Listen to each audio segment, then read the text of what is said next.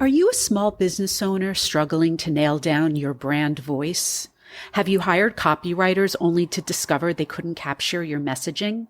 If that sounds like you, then you need to download my free resource, Discover Your Brand Voice in 3 Easy Steps.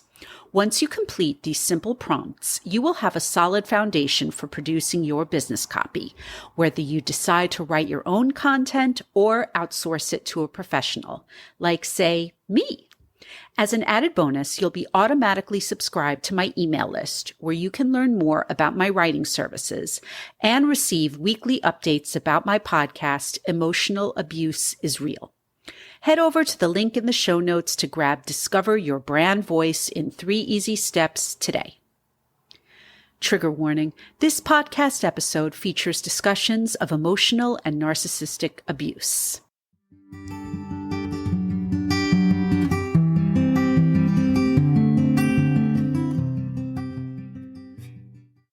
Hello, everyone, and welcome back to Emotional Abuse is Real. I'm your host, Serene Leeds. I'm a professional writer and storyteller, and I'm so glad you're here. On today's episode, I welcome narcissistic abuse survivor Catherine Castillo. A global citizen with a passion for life, Catherine recently ended a 1.5-year-long abusive relationship. Although she has lived in Sweden for 4 years, we recorded our interview while Catherine was back in the U.S. to focus on her healing journey, surrounded by family and friends. I can't wait for you to hear our conversation, because while she has been out of her toxic relationship for only a month, Catherine offers a huge amount of nuanced perspective for her fellow survivors. But as always, before we get into the episode, I have a few quick announcements. Please make sure you're following me on Instagram and on Threads at Serene Leeds Writes. That's SareneLeedsWrites. Also, please make sure that you're subscribed to this podcast on either Apple Podcasts, Spotify, or YouTube. And don't forget to support Emotional Abuse is Real by leaving a 5-star rating and by writing a review over on Apple Podcasts. I'd also like to remind you that Emotional Abuse is Real still has a Buy Me a Coffee page, and donations are always welcome. That's because this podcast is a one-woman operation, and your donations help support the podcast's production costs. If you're interested in sharing your emotional abuse experience on this podcast, please either DM me on Instagram, email me at hello@sereneleadswrites.com, or fill out my quick and simple application form. I've left links to my Instagram, email, the show's application form, the Buy Me a Coffee page, and my free download, Discover Your Brand Voice in 3 Easy Steps, in the show notes. Finally, with next week being the Thanksgiving holiday here in the United States, I wanted to let you know that there will be no new podcast episode on Wednesday, November 27th. Emotional Abuse is Real will be back to close out 2024 on December 4th. Anyway, without further ado, here's my conversation with Catherine Castillo.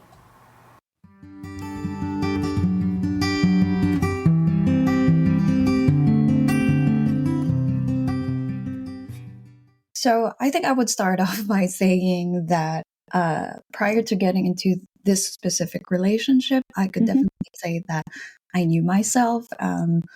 Like I said, I do love life. I do have a way of using social media. I do have my set of beliefs and thoughts and behaviors, so to speak. And then when I met my then partner, I just felt like I met the love of my life, so to speak. Yeah. Like I said, I do love life. I've been saying that a lot. I live that to the fullest. Like everything I could get my hands on, I just do it. Yeah. Right. And so I do enjoy the pursuit for knowledge.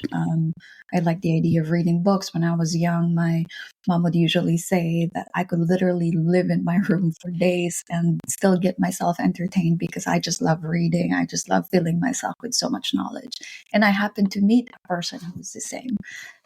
Who's also an introvert, but we do take care of our bodies, so to speak. So, which means, like, for me, it's not the physical aspect of it, but the discipline that comes with it. Mm-hmm. I do pole fitness as well for over 4 years now. So, like I said, anything that I could get my hands on and try to excel and just be good at it, I just do, right? And I Yeah. thought that I happened to meet someone who was in the same space and mindset as I. Yeah. And so we did, we did get along quickly. And initially you would think, oh, maybe this person was love bombing me or anything like that, but these are things you can't fake in a person. Like, he trained, he was Mm-hmm. active like me, he also drew, he's an activist. He draws, he also writes books, and these are things that I do. So it's not something you can, I don't know, pretend, so to speak. So I Yeah. didn't really pick up on anything other than, oh, this is the type of person I'd love to spend my time with, because we literally do things together. We could literally do everything and nothing together. On an intellectual level, we could just talk about anything from politics to religion to philosophy to. So it was really perfect. Yeah. In fact, when we started, we would say to ourselves that, nothing is missing. We would say that because it literally feels that way. We weren't one of those couples who would go to destinations to find the spark in each other, but rather Mm-hmm. we carry that within. I mean, this is, I'm explaining how it felt and how Yeah. I kind of perceived it. And then, of course, as you get along or as you get to know a person, I can't say those were jabs, but the questioning started. And you would think of it as maybe innocent questions, so to speak. Like, so why don't you put emojis in your text? And it's because, like, how do you say that? When you put emojis in your text, it also means that there's like an additional feeling or emotion that comes with it. Yeah. Or why do you use your social media in a certain way? And kind of like categorizing what is right or wrong, or Mm-hmm. new Mm-hmm. or old. But at the same time, he would also imply that I was special. But right now, when I think about it, now that I'm telling you, I don't know if it's like special or odd, and it kind of plays around. Does that make sense? Yeah. So it's like, you're special, and he even called me his robot because he kind of portrayed me as someone who was calculated and cold, or and Mm. initially I would thought that was like, oh, that's cool, because literally I'm a scientist, like I Right. analyze, and that would make sense. But at the same time, eventually that was weaponized. I think that's at least how it seemed.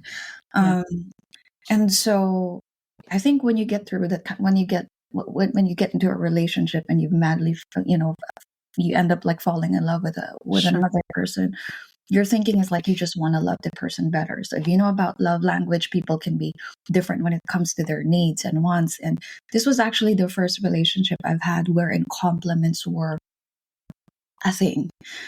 When I say a thing, it's like in my previous relationships, I never had problems in a way that my partner would complain, "You're not giving me enough compliments or praises," or Mm-hmm. um, and if I were to also self-reflect, then I was a person who didn't really need it.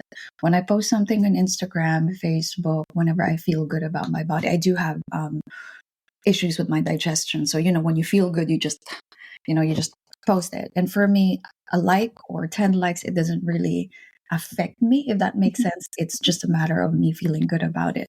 Right.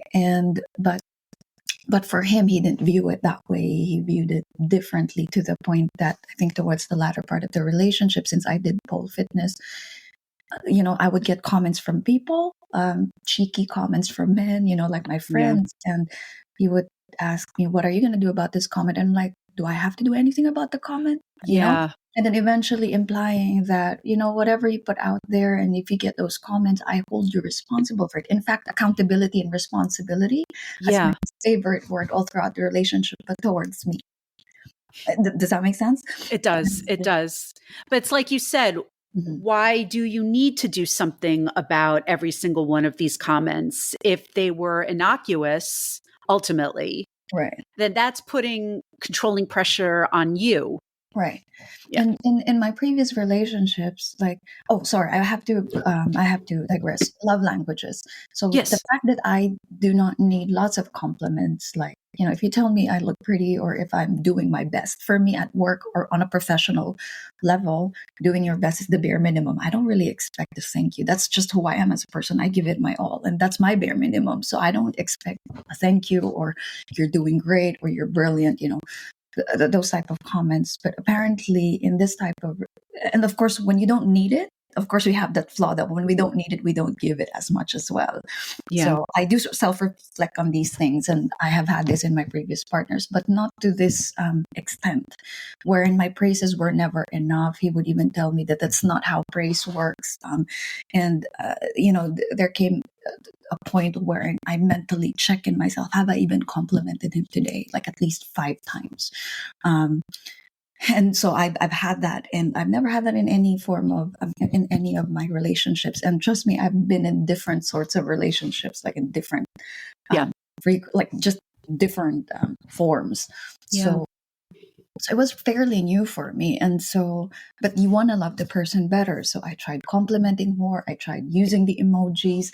I tried posting more of our photos, because he would ask questions like, when you post pictures of us, whenever it's like just for close friends, who the close friends on Instagram, like who are those people? Are your family included?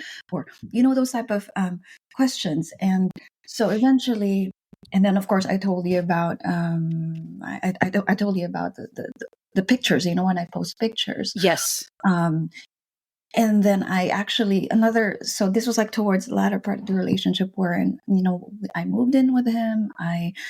I was trying to find my footing. I assumed roles that I didn't think I would assume in my life. I never wanted to be a mother, ever, because I loved him. I assumed the role of a bonus mom. Mm-hmm. And I love the kids. I love the kids forever, and that's all I can say. Yeah.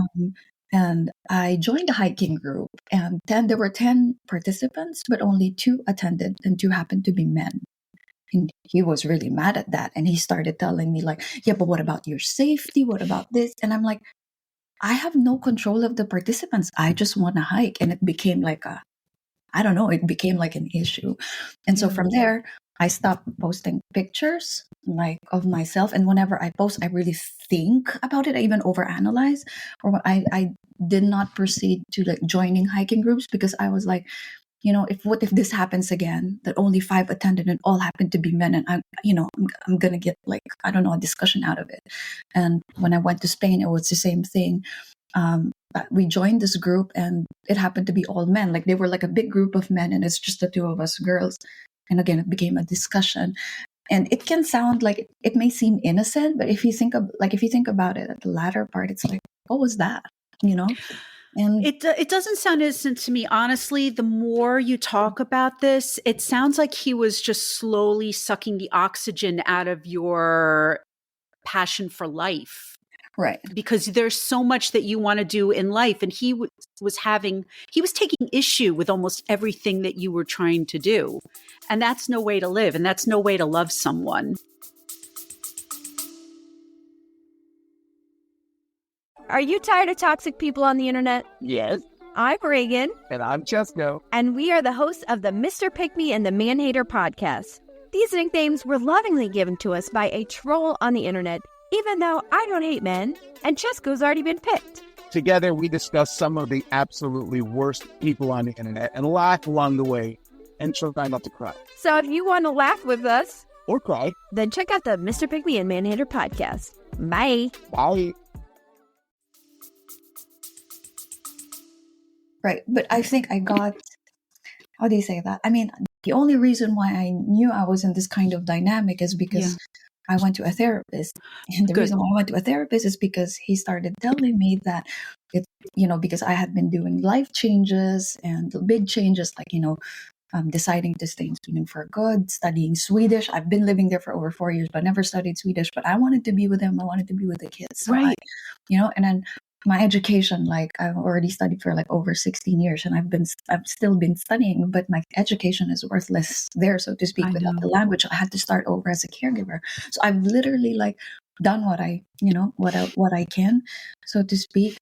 And so there were like life changes, big life changes. And of course the anxiety was there, but that's all he focused on. Like he told me, your anxiety is the third party of our relationship. It's breaking us. All our fights is because of you. But he never acknowledged that the way that he treated me in conflicts contributed to my anxiety. And by that, initially, I thought it was just a communication problem because Yeah. I've had therapy and workshops, Gottman workshops with with other couples in the past, and it worked. And I'm like, I was thinking, he's like one of the smartest people I know, but for some reason it's not working, but I thought, okay, we're two smart people driven, and maybe we could find like a hack towards it, right? And so the conflicts would be according to, I would share my feeling, and either he would deflect, he would dismiss, he would turn it against me, meaning it ends up being like I offended him, and then I'd feel guilty for sharing my feelings. I would end up apologizing for the whole situation. And then that leaves me this form of resentment or anger, and it just builds up. And then I also get blamed for that anger or that, that feeling. And there was one time that we nearly broke up. He's been telling me that time that I was the love of his life, that he wanted to build a family, wanted to get married, this and that. And I was the only one who he kind of used those words. But as I was fixing the house, I already moved in by then. I saw Post-it notes from the previous partner implying otherwise. So of course, technically, what I would think is that he lied. Like a person wouldn't say those things if there wasn't any like trigger or does that make sense? Yeah. And so I told him, you lied to me about it, so it's like, you lied to me about it, this and that. And he turned it around saying that, well, you invaded my privacy, I no longer trust you broke my trust, this and that. And then so he did not address the lying part. He just said, well, when you get into a relationship, that's all you hope for, right? With a missus and whatever. So he didn't really like acknowledge that he lied about it, but he did. I mean, eventually I found out that for every relationship, that was the pattern. Yes. Okay. Like getting married and having kids, that kind of conversation, right? Yeah. They never addressed that he lied. But if you think about it, we nearly broke up because I broke his trust in that situation. And so that had been the pattern. And the last straw, what we had was like, so I went to therapy, right? I went to therapy for my changes, for the life changes. And I really took account, I took responsibility for it. So I focused on myself, never talked about the relationship until actually it just came out. And that was the time that my therapist, because I said, I'm losing myself here. Like, I don't really know what's going on. I just want to reclaim myself. And, and then of course, therapist's job is to kind of dig more into it. And she told me, well, I hate to break this to you, but I think you're in an emotionally abusive relationship with, I don't know, like a narcissist. I was like, what do you mean? And for me as a healthcare professional, I throw around narcissism, trauma bond, whatever. In fact, when we started off, we were laughing about it all. I hate hearing the word like twin flames or whatever. Now I'm like, what do you mean? And that was hard to swallow, because that also means I have to accept that as a healthcare professional, I had been abused, and that's a very strong word. Also, that I'm an idiot. I mean, no, you know what I mean? That's that's what you think. It's just how you feel about it. Yeah. Shame. And I was so in denial to the point that I didn't tell him anything about this. And I was like, no, he loves me, and everything. And also, when you kind of acknowledge that fact, it also means that everything that you had was pretty much fake. The love isn't there, and because it's a trauma bond, right? Sure. And so we put ourselves to therapy. I really pushed him, we should go to therapy because you're not meeting my needs right now. And usually our last months, he was like, this doesn't make sense now that we're longer, we've been more fighting. And for me, it didn't make sense at that time, but now it does, because I think I was already trying to reclaim my voice at that time, and that I'm not backing out. And so yes, so actually the last fight that we had, we were in therapy on his birthday week. He withheld information from me that he was with a colleague that I'm not comfortable with, and that he said that he was going to call, and he did not call. And I was also trying to be secure, right? So he said, "Well, I did not call because it seems that you're busy." And then he started saying you only liked my message. The last message was from me, and that was 4 hours ago, and you only liked it. But if you look at the messages prior, I was the one who'd been initiating the conversation. He also said something like, "Oh, I didn't tell you because it didn't matter to you," or or it didn't just cross the conversation, which we've been talking for like that time, 4 days, 4 nights straight. Or I thought that it didn't matter to you. And then eventually when we were on a call, he was like, yeah, but with your new you thing, I thought that it wouldn't matter to you. And it's more about you. I'm like, no, you hiding information from me has more to do with you, not me. And so, and then so he was out for a birthday trip, and I asked him, can I send an I statement? An I statement is like, I feel this when that, because that. And he said yes. And so I sent him a voice note. Basically, this was the first time I called him out. Babe, I hate to break this. This is what I told him. I hate to break this, but I can see a pattern now that you lack accountability. Like, I literally named words that I feel like will trigger one, because I already consulted this letter to my therapist. I said, does this sound accusatory? And when I delivered it, I was like frustrated. I was even crying. And he got back to me, your emotions all over the place. I need space. And then, the next day he was okay, because I had to prepare like his birthday surprise with the kids. Then the next day I asked him, do you still need space?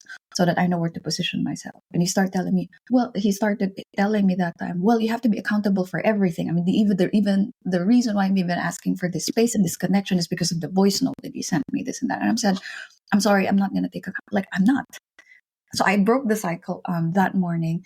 Good. And then he said, well, in that case, I need more space. And of course, I panicked. So I started talking to him more, but I did not take accountability for it. He said, the more that you talk to me, you're crossing my boundaries, this and that. And then the space is all your fault. And then come counseling. During the counseling, I was already panicked. And because up until then, he hasn't acknowledged that I was upset. And the only thing that I want to hear is like, okay, I know you're upset. I hear you. You have all the right to be upset. It's okay. How can we fix this in the future? It's as simple as that, right? Yeah. And he started this. I mean, I think the best way for me to explain it's like the person who was with me during the therapy was not the same person I fell in love with. He literally destroyed me. Like he said, look at her. Look at her. I mean, she's an emotional wreck. She's angry. She's anxious. I've been in this industry because the industry about communication and organic. So. And he kind of put himself up there, and then he put me here. And then the therapist said, what would you like to hear from him? And then I basically told just acknowledge that I'm upset and we could fix it. Yeah. And he just echoed those words and he didn't mean it. And he was like, yeah, but this is over, blah, blah, blah. I don't feel the same way about you anymore. He told me this at the ladder. It was like, wow, just in, 2 days. And that's how we actually ended. I was discarded, but also that confirmed that I was in that kind of dynamic. Yeah. And then he even told me right after that, I'll give you, sort everything out because I want to be kind. I said, why are you doing this? And he said, because I want to be kind, and he still wants to be friends. And so he even said we could still sleep in the same bed. And I was still mourning, Yeah. But I think midnight, I was like, my body started shaking and it didn't feel right. And I was like, this doesn't feel right because I think I'm sleeping with the enemy if you think about it, because now I've confirmed that I was in that cycle indeed, and I was sleeping with my with your abuser. Yeah, exactly. I don't even want to, but so I said, I'm just gonna go down and I'll probably sleep. I was able to sleep in a bit, but I was hypervigilant the whole time. So yes, I mean that's pretty much how it started versus how it ended. I literally ended a different person. And during the relationship as well, I don't know, I've done things that I never thought I would do or experience. Like what? And that also was a clue for me, right?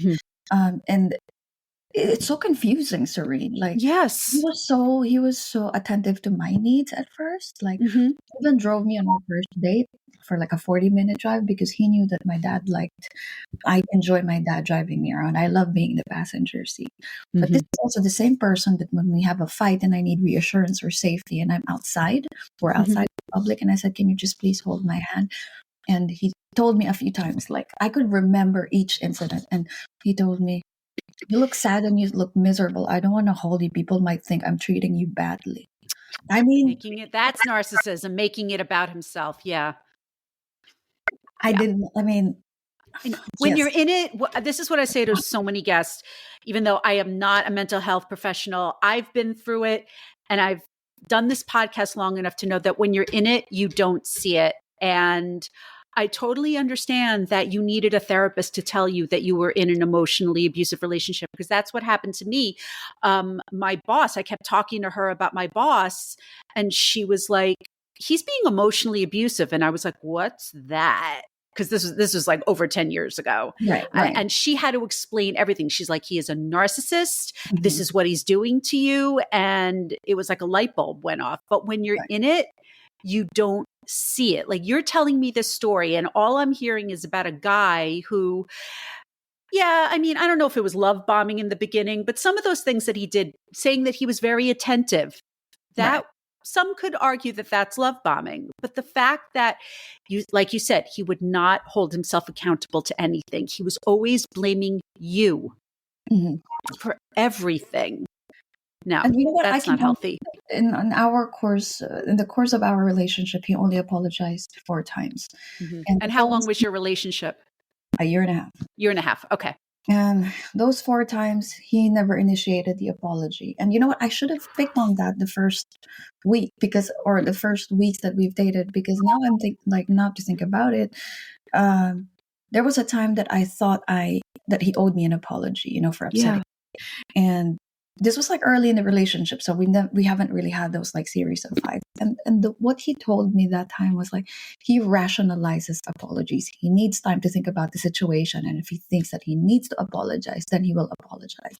I didn't pick up on that, but he already said that to me, first weeks. If you think about it, who rationalizes apologies? If someone is hurt, whether that person has anxiety or whatever, you don't get to decide that you did not hurt that person. Exactly. And so I know where you're coming from with the apology situation. I had a friend years and years and years ago.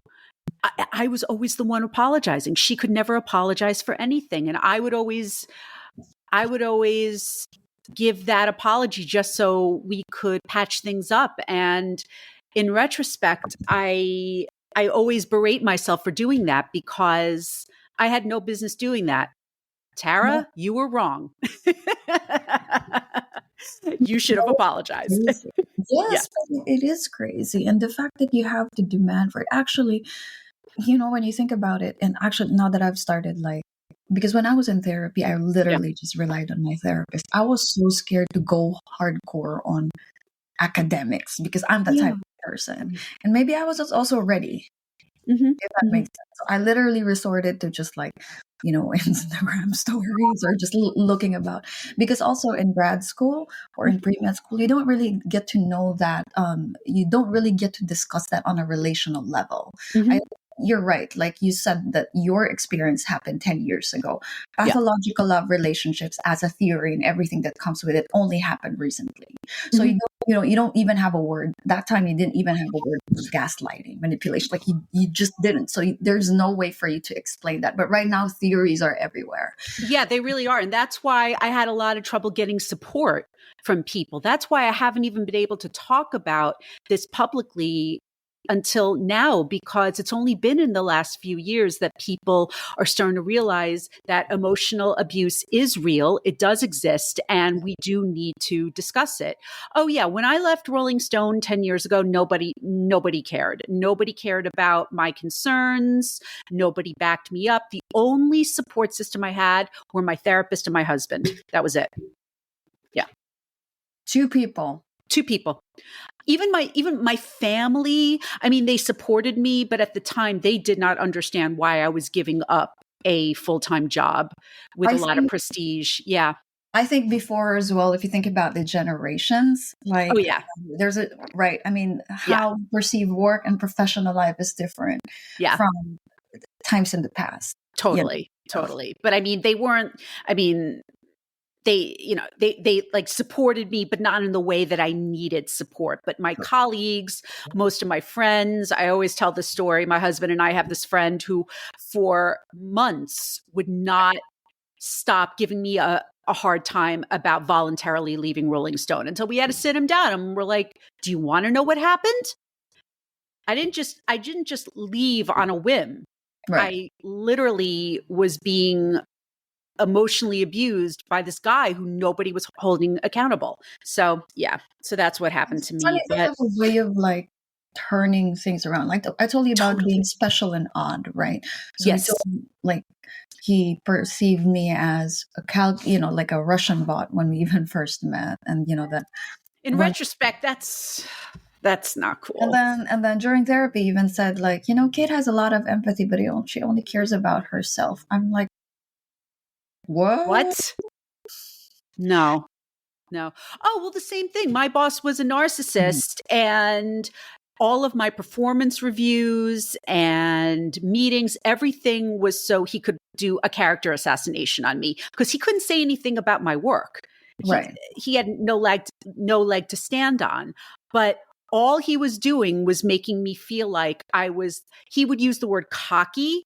right. He would say, "You need lessons in humility." And I'm like, what are you What? talking about? Oh, yeah. Well, he was intimidated by a confident, ambitious, intelligent woman. Welcome I've to our just talked about world. it usually. Yeah, I wouldn't be surprised. But I really lost myself like in How it. so? I mean, now How that you're so? saying, like I told you earlier, like I did have my set of beliefs Uh and huh. ways of doing things, and eventually I just wasn't that person. I stopped posting pictures. I didn't even go to hiking groups. Like I kind of Yeah. like lost that spark in me. So But how did you get that back? you mean recent, like after this Recently, yeah, like after, yeah. So that, and also the question I ask is, so what has your healing journey been like? Oh, so I think first off, you really Yeah, have to accept what happened to you. That's the part that's absolutely. been an on and off for me. It comes in waves. Like Of course. right, like yesterday, I've been in like recordings. I've studied, like I'm doing distance learning in Swedish right now, so I'm still in school. But Right. I totally overdid myself yesterday. I was just so exhausted, and I Mhm. thought that would stop me from feeling in a certain way again at night. But I did. I still Yeah. did. Yeah. And then there are days wherein I'm just so relaxed and it doesn't cross my mind. So I it's tough to explain. Okay. The difference about narcissistic, like when you are or when you have been in a trauma bonded or a narcissistic relationship, Mhm. the aftermath of Yeah. the relationship, and this is something that I kind of discovered for myself. I didn't even Mhm. have to read about this, but the books would tell you that it's probably true. Mhm. When you go through a relationship breakups, you feel certain things, sad, hopeful, and this Yeah. one is like God, the cognitive dissociation. It's crazy. Like I'm so confused. I'm still mad. I'm sad. I'm still in love with him. I Sure. hate him. Like it's so confusing. And Yeah. my healing journey has been, first off, I really need to accept that one, I had been in that kind of relationship. Yeah. Two, I may have had the physical closure, but the closure of the experience, it may seem that I will never get that. And the acceptance of those two things are important, because what is next is like, what are you going to do about it? It's just going to be there, kind of like grief, right? But Mhm. I believe that in grief, in order for you to still move around and function, the grief will always be there, but you kind of have to make yourself bigger. Mhm. And that's what I'm doing right now. I'm in Mhm. therapy. It's tough Yeah. to be in therapy, but at the same time, I'm in school. I'm Yeah. literally in therapy studying what the therapists are doing to me in order for me to help other people. That And is that so for great. me is a way to kind of redeem myself, because I lost my esteem. And I also know that in order for you to get your esteem back, you have to, um, push yourself to do esteemable acts. That is to Yeah. help others, serve charity, be of service in the other, for others. Yeah. So I'm just being conscious about these things. So my healing journey looks like healing myself, lots of self care, but also thinking that my experience is something that I can turn into power eventually. Absolutely. That's what this podcast is for. And so how recent is the breakup? Oh God, just a month in. Oh, it is. Oh my God. And you were And still willing to come on the podcast. Wow. yes, See, I this just believe in goes to neuroplasticity. So, like I said, I'm a very academic person. no. We've talked about neuroplasticity on this podcast. No, you know what it is? Because because every person is different. Because sometimes I'll get pitches from people and I'll be like, you're not ready. You're not ready to share. You still have healing that you have to go through.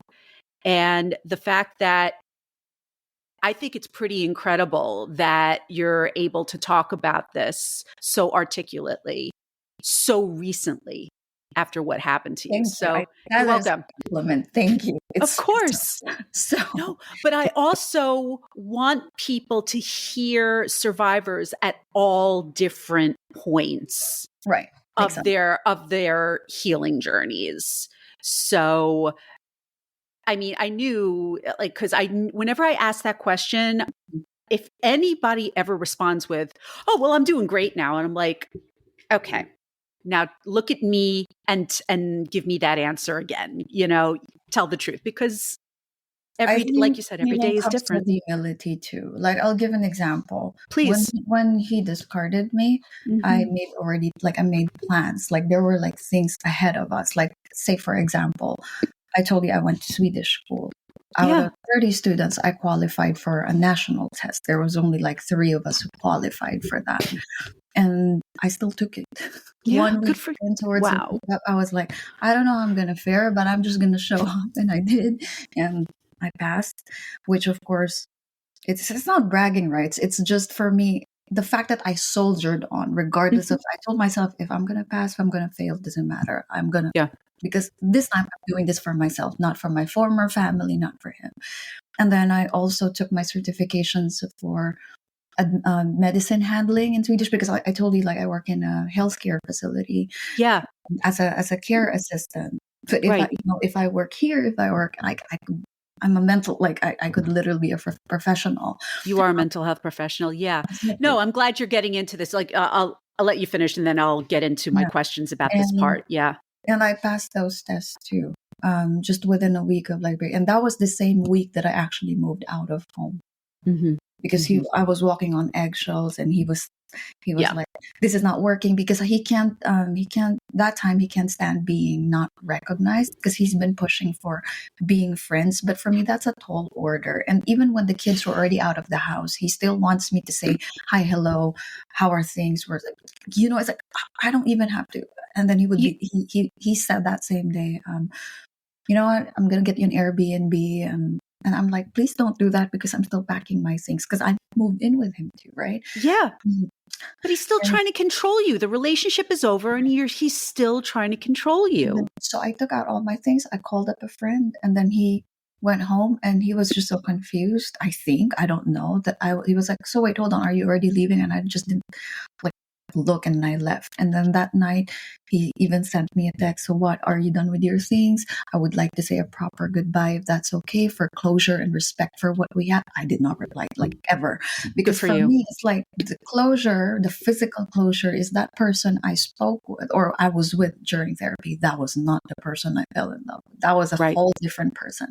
Right. He even pointed out during the therapy time, look at you posting about narcissism codes and like your pole fitness, because I stopped posting pictures of me doing pole fitness, and he was like almost wearing nothing. So is that just like timely, like literally? And you know what, I want to see you posting pictures about pole fitness again. Oh yeah, I mean, you probably see my side. It was like so quiet, and all of a sudden, boom, right? And that was the only time that I had time actually and space. And he tried to connect the dots, but I can't do that with him. The fact that he withheld information from me, I can't, like, as if I don't have the right to kind of question that, right? Yeah. So, to cut the story short, it's like the healing journey, it's just been a month.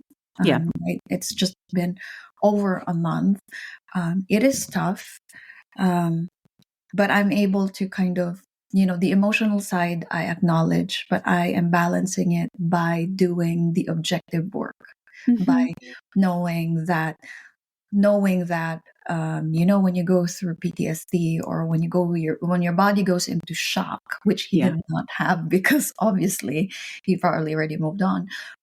Your body and your mind goes into haywire for the next 6 months, right? And the only way to fix that is neuroplasticity, and you have to normalize the idea of all the good memories popping in, because you're not in your normal state. When you're in your normal state, negative news would impact you more than the positives. But when you're on a survival mode, your body is into that kind of shock, then you're literally hanging on to your last dopamine. So if you know the science behind it, that kind of comforts you that, okay, well, I'm not crazy. This is probably not love. This is just something else. It's like a form of addiction that you're weaning off. Mm-hmm. So I'm being objective, and still I'm being accepting that I can be emotional about it, if that makes sense. Absolutely. Absolutely. And if listeners are interested more on the brain aspects of this process, I can leave links to a couple of episodes that I have about neuroplasticity with at least one scientist that I've had on the podcast. So I think what you're doing for yourself right now, you know, being back here in the States with family is one of the best things that you can do as part of this healing process. So you have plans to go back to Sweden? It's an open opportunity for me, if that I makes understand. Yeah. Okay. In my case, it's when I say it's my case right now, my priority is to kind of be out of that environment where I'm in. The moment that we broke up, I cut all our contact, even with the kids, family, friends. And even before I did, I already sent them a note that this is what I'm going to do. And this is best for me. And it has nothing to do with, so I've prompted some of them that that was for the best. Of course. And to leave that place for a bit and just focus on my healing and ways for me to kind of not get out of that situation, but to make myself bigger. Of course. I think I think that was a very wise and healthy decision because, when you first reached out, when you wrote to me, it sounds to me that you can make something wonderful of your life no matter what choice you make. But it did sadden me that you have all of these certifications and training in mental health and in healthcare, but you have to start over in Sweden. I was willing to do that. I know. Right? It's hard. It comes with that emotional, anxiety. Anxiety came with it. But I think it could have been better if I was with someone who acknowledged their contribution to it. Of course. I'm not saying that it's all on them. That does that make sense? But to say absolutely nothing to do with it, that is all on you. You fix that. So it could have been better, but that wasn't the case. I understand. So what I like to ask my guests is, for those people who are listening right now and they are in an emotionally abusive relationship and they know deep down that something's got to change, what advice would you give them as a first step? I think to accept that they are in that kind of situation. Yeah. There's this book that I want to share. Please. And this is a book that I just found out after this book. Oh, wow. Okay. Narcissistic abuse, gaslighting, codependency, and complex PTSD. I only read this right after the relationship. And if other people had a chance to even explore on their own relationship and dynamics, I recommend this book. Okay. Who's the author? Because I'll leave a link. Who's the author? The author is Linda Hill. Okay. And this book was recommended by therapist John Boswell. Oh, yeah. This is the workbook I'm using alongside with my therapy, alongside with, of course, the studies that I'm doing right now. So I'm taking up a specialist. I'm taking up a course in order for me to be a women's mental health specialist. Yeah, I love it. Yeah. Up a narcissistic abuse treatment certification. So in order for me to kind of understand the science of it and in order for me to actually support others. So I recommend this book. So my advice is, you, as a healthcare professional, prevention is cure. Yeah. Yes. And so you don't have to go to the doctor just because you're dying or there's like a situation coming up. So if you think that you are in a healthy relationship or not a healthy relationship, it's worth diving into this book in order for you to evaluate your own situation. And the next is, if you happen to be in this kind of relationship, I think acceptance really plays a role. Yeah. You have to know that when you accept, it comes with two paths, right? either you put up with it, and the next is how do you put up with this? The book will tell you how. And if you decide not to put up with it, the book will tell you how as well. So I think acceptance first is the key. Absolutely. There you go. And no, that's good. I think the last advice that I could not advise, just like. Yeah, no, that's fine, because the last thing I was going to say was to just give you an opportunity if there's anything else that you want my listeners to know. Oh, self-care. Well, before this relationship, my self-care was rich. Like, and it's going to be again. Yes, and that's what I'm working on. In fact, I have a board here, like a chalkboard. Every day I write the things that I wanted to do. So there's like skincare, my medicine, fasting, meditation, and I scratch it. Love it. It just feels so good to be able to do this again. And one can say, well, you had the choice during the relationship. Well, you know what? You never know until you're in that kind of relationship. It's so true. It's so true, because I've had guests on this podcast who they were mental health professionals and it happened to them. We all think, we're smart. We should be able to spot these things. But that's why I started this podcast, because emotional abuse is insidious. You cannot see it coming. And a lot of those red flags, you don't start to notice them until you're well into the relationship, the situation. I mean, someone had to tell me. Me too. Me too. So. Exactly. Yeah. I mean, I was just complaining all the time, and my coworkers were just getting fed up with me. And it wasn't until my therapist said, he is a narcissist. He is emotionally abusing you. And I was like, what? Yeah. Totally. So, how can my listeners connect with you? So actually, I use my LinkedIn for personal connection. So I could leave you the link later, but it's linkedin.com/in/Catherine AEC. So I'll leave that to you.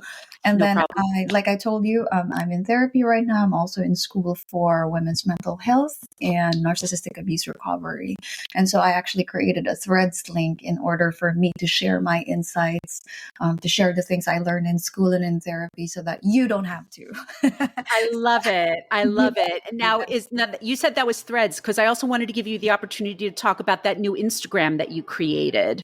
Oh, right. The Dear Next is me. So that is like a passion project for me, because I feel like when you're in that kind of relationship, no matter what you tell the person, you would always have something to say, but they will never be able to absorb or understand it, because that's just who they are or were.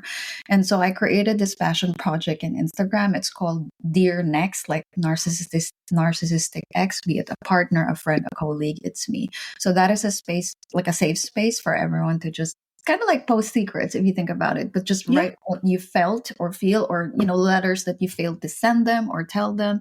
And I think it's safer rather than texting your ex. So I agree. Yes, and I will leave. I will leave the links to all of those. And Catherine, I just want to thank you so much for coming on the podcast today and for sharing your story. I am so glad that you and I have connected, and good luck on your healing journey. Thank you. That I'm you're really welcome. happy that we connected too. Me too. The reason why I'm doing this, and the reason why I also decided to guest is, I want everyone to heal faster than me. I want everyone to be more aware than me. I want everyone to kind of like get the information, readily available. And I think every content, be it podcast, Threads, everywhere, it counts. Yeah, so and thank you for giving me that opportunity to actually share my story. And it's my pleasure. And I just want to commend you on all of the work that you're doing, both for yourself and to help others in similar situations. Thank you. You're welcome.